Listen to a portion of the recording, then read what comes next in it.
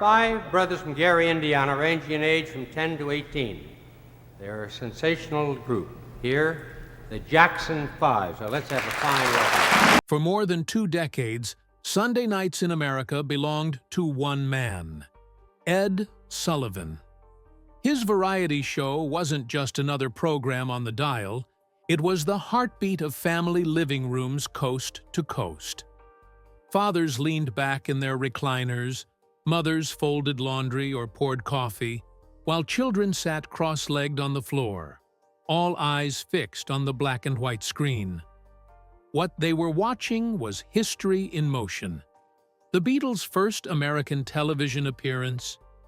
It happened here. Elvis Presley's pelvis-shaking debut that electrified a generation and scandalized parents. It happened here. The Supremes, the Rolling Stones, comedy legends, Broadway dancers, Ed Sullivan introduced them all.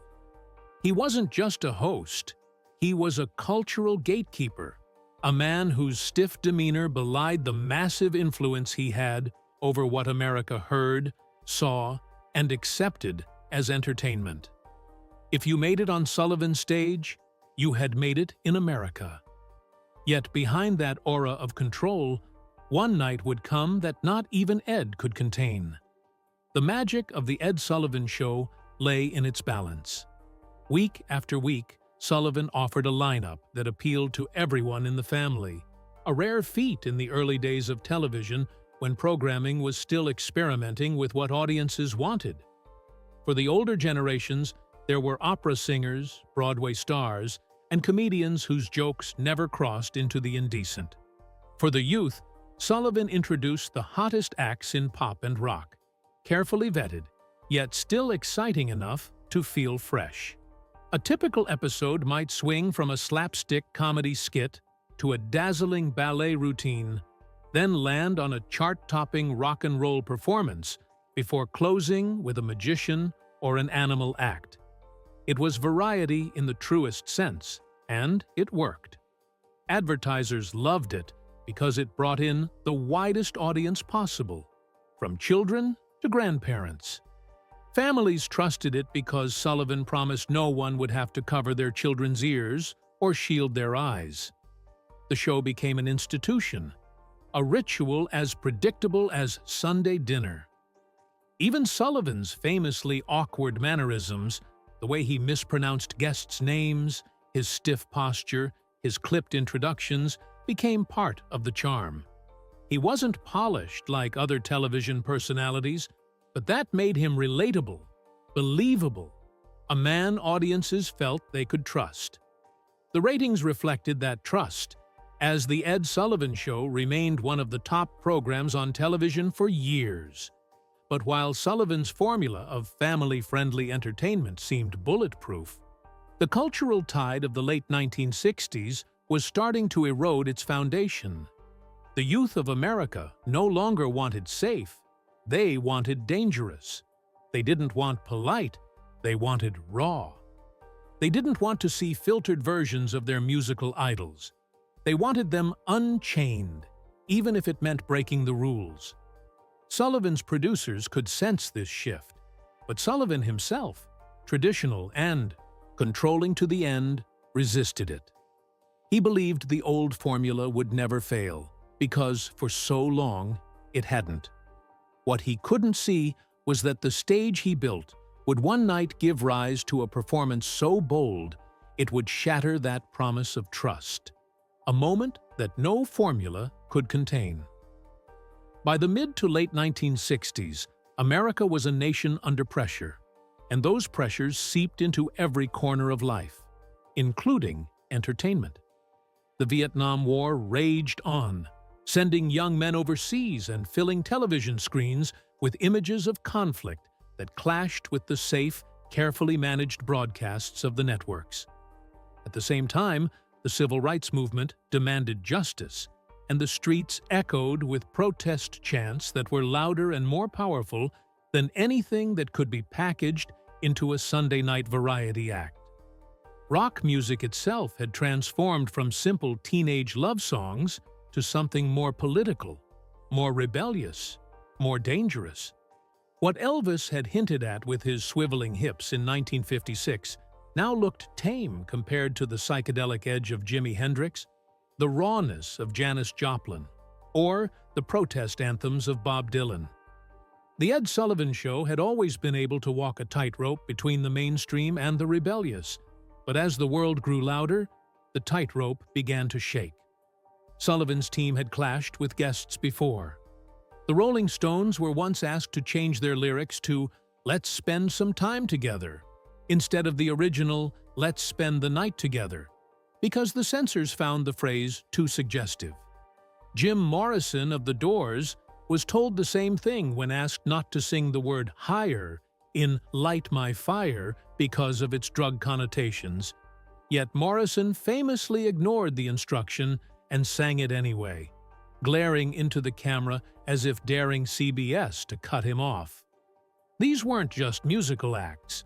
They were cultural battles being fought live in front of millions of viewers. The generation gap widened with every performance as young viewers cheered their heroes for standing up to authority, while parents and politicians worried that television, the medium once trusted to deliver wholesome family entertainment, was slipping out of control. Ed Sullivan was no stranger to controversy, but he believed in rules. He believed in controlling the stage. Yet, no matter how hard he tried to keep the lid on, the world outside his studio was boiling. One slip, one unplanned moment, and the heat would spill over into his carefully curated world. That moment was coming, and when it arrived, it would not only rattle the Ed Sullivan Show, it would shake television itself. Every legendary downfall begins with a single decision, and for the Ed Sullivan Show, it was the booking of a guest whose reputation was already wrapped in controversy. By the late 1960s, producers knew the ratings game was changing. Competing shows were pushing boundaries, chasing younger audiences who wanted something unpredictable, something raw. The Sullivan program, once untouchable, was slipping from its perch. The safe formula that had worked for 2 decades needed a shot of adrenaline. And so, they turned to a performer who embodied everything Ed Sullivan had spent years trying to keep off his stage: rebellion, danger, and a complete refusal to play by the rules. The booking didn't come easy. Network executives debated furiously behind closed doors. Some argued the artist was too risky, that their lyrics, their image, and their unapologetic defiance would tear apart the fragile balance of family television. Others countered that it was exactly what they needed: a bold statement that the Ed Sullivan Show was still relevant, still capable of setting the cultural agenda instead of lagging behind it. Ultimately, the promise of massive ratings won out. The act was confirmed. Ed Sullivan, known for his stiff sense of order, reportedly bristled at the idea but gave in, convinced that his presence alone could keep the performance in check. After all, he had reined in Elvis by cropping the camera to avoid showing his hips, and he had forced the Rolling Stones to alter lyrics. He believed no artist could outmaneuver him on his own stage. What Sullivan didn't account for was that times had changed. By 1968, rock stars were no longer teenagers grateful for the chance to be on television. They were icons in their own right, commanding audiences larger than most TV shows could dream of. They didn't need Sullivan to make them famous. They were already famous. And with fame came the confidence to ignore his rules. Whispers ran through the press before the broadcast. Would the artist comply with network demands? Would they tone down their act for the sake of Middle America? Or would they use Sullivan's stage, the biggest in the nation, to make a statement that could not be silenced? The night approached with a sense of unease. The crew prepared as usual, but behind the curtain there was an electricity that hadn't been felt in years. Even Sullivan himself, who rarely showed emotion, seemed tense as he adjusted his tie and rehearsed his famously awkward introductions. He didn't know it yet, but the performer he had agreed to bring into millions of homes would ignite a fire he could not control. A fire that would mark the beginning of the end for the most trusted show on American television. The night arrived, and with it, the weight of expectation hung heavy over CBS studios. Families gathered in living rooms as they always had, expecting another evening of variety and comfort. But behind the curtain, something far different was about to unfold. When Ed Sullivan stepped onto the stage, his usual stiff posture betrayed a rare tension. He introduced the guest with his trademark clipped delivery, though those closest to him later admitted his eyes revealed a flicker of unease. Then the lights dimmed, the cameras rolled, and the performer took the stage. From the first note, it was clear this would not be the carefully rehearsed act the network had demanded. The voice was raw, the energy feral, and the lyrics, unchanged from their original controversial form, cut through the air like a blade. The censors had insisted changes be made, but the performer ignored every instruction, singing the forbidden words louder than ever. Every line seemed like a direct challenge to the authority of CBS, to Sullivan, and to the silent rules of television itself. The audience in the studio gasped, then erupted, some in cheers and others in stunned silence. For the younger crowd, this was liberation. A performer refusing to bow to the system, defying censorship live on national television. For older viewers, it was chaos, vulgarity, proof that the moral decline they feared had finally invaded their safe Sunday ritual. The cameras captured it all. The sweat on the singer's face, the defiant gleam in their eyes, and the sheer refusal to compromise. Sullivan, usually the picture of composure, stood frozen at the side of the stage, his lips tight, his hand clenched around the cue cards he would never get to use. He had seen stars push the limits before, but this was different. This wasn't suggestion. This wasn't rebellion disguised under charm. This was a direct, unfiltered act of defiance aimed at the very heart of the establishment. The studio producers, watching from the control booth, scrambled in panic. Fingers hovered over switches, debating whether to cut to commercial, whether to kill the broadcast altogether. But the moment was too fast, too live, and too unstoppable. Millions of homes saw what was happening, and there was no turning back. By the end of the performance, it was no longer just a song. It was a statement, a declaration that the era of control was over. Ed Sullivan's stage, once the safest place in American television, had been transformed into a battlefield, and the battle was broadcast live to the entire nation. The control room was a war zone.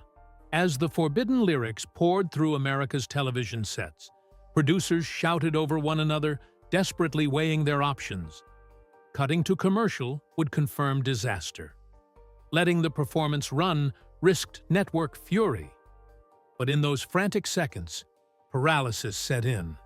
The cameras stayed locked, and the performer, with every strum, every defiant word, dug deeper into television history. Stagehands stood frozen in the wings, uncertain whether to step in or stay back. Some whispered that Sullivan himself would storm the stage and shut it down, but he remained stiff and pale, locked in disbelief. His reputation as the unshakable master of ceremonies had been built on keeping order, and yet here he was, powerless before millions of viewers. Audience members in the studio became part of the chaos. Younger fans rose from their seats, clapping, shouting, some even standing on chairs as though they were witnessing a revolution. Older attendees shook their heads, muttering in disapproval, some visibly uncomfortable at what they were seeing. A handful even left their seats and walked out, the live cameras unable to ignore their movements.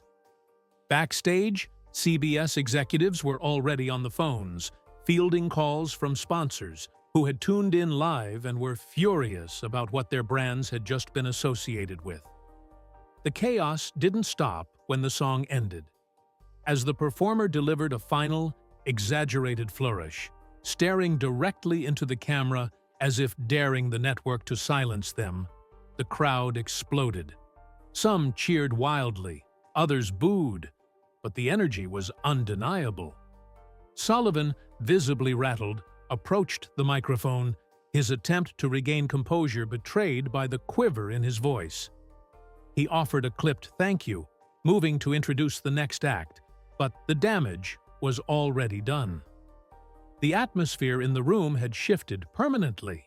The rest of the night limped on, but no one remembers the ventriloquist who followed, or the dancers who closed the show. All anyone could talk about was the moment Ed Sullivan lost control.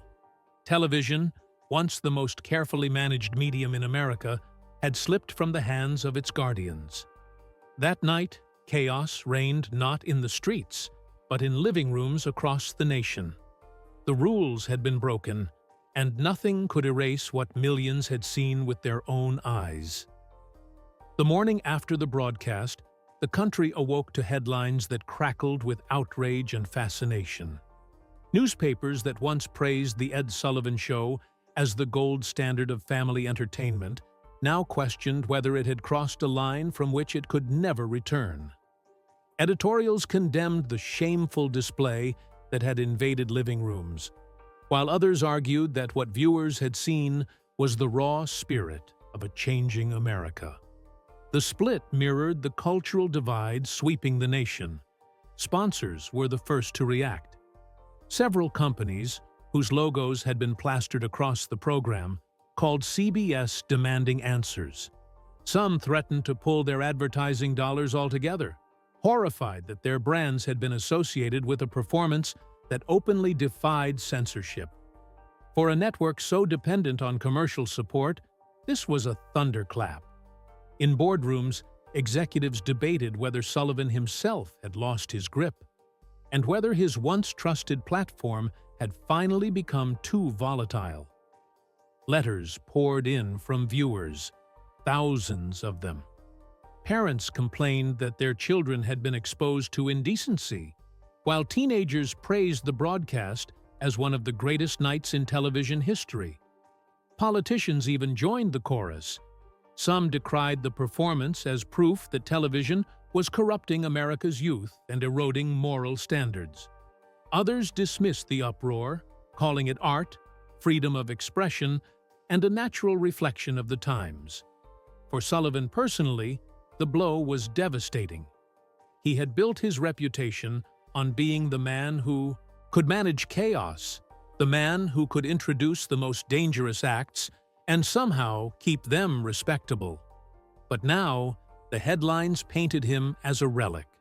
Out of touch, unable to rein in the very artists he had invited to his stage. The guests themselves, however, emerged unscathed. In fact, their notoriety grew.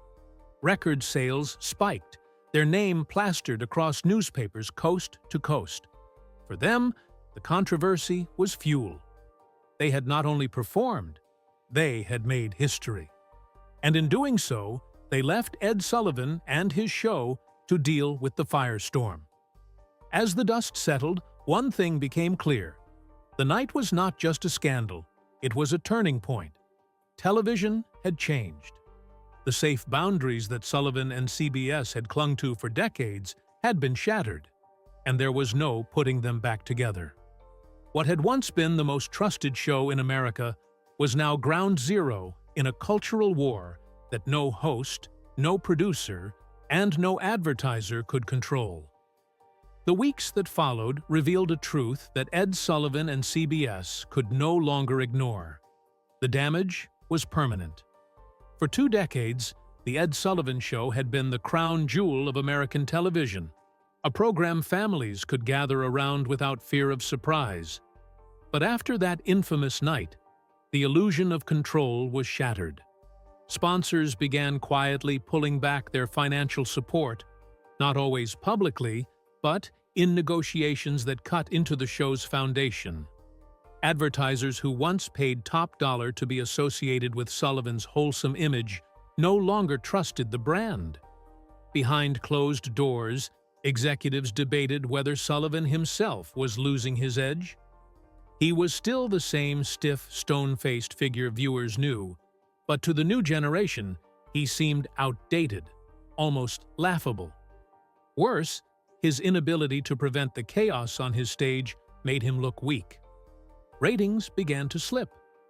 Younger viewers who once tuned in out of curiosity now sought out programs that embraced rebellion instead of trying to contain it.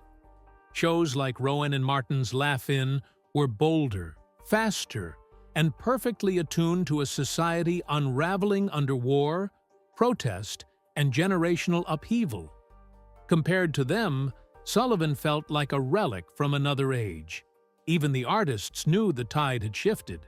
Before, appearing on Sullivan's stage was considered the pinnacle of success, proof that you had been accepted into the mainstream. But after that night, many performers saw less need for his approval. Rock bands were selling out arenas on their own, and the underground counterculture no longer looked to Sullivan for validation. His platform, once a throne, began to look more like a cage. Sullivan tried to regain his footing. He booked safer acts, returned to Broadway show tunes, tried to re-establish the balance that had once made his program untouchable. But the cultural shift was irreversible. The audience's memory of the night he lost control hung over every broadcast, a ghost that reminded viewers that the old rules no longer applied. Parents who once trusted the show now hesitated to let their children watch. Teenagers who once sat in awe of Sullivan's stage now found it tame compared to the raw chaos erupting in music halls and festivals across the country. What had happened on that night wasn't just a scandal, it was a signpost.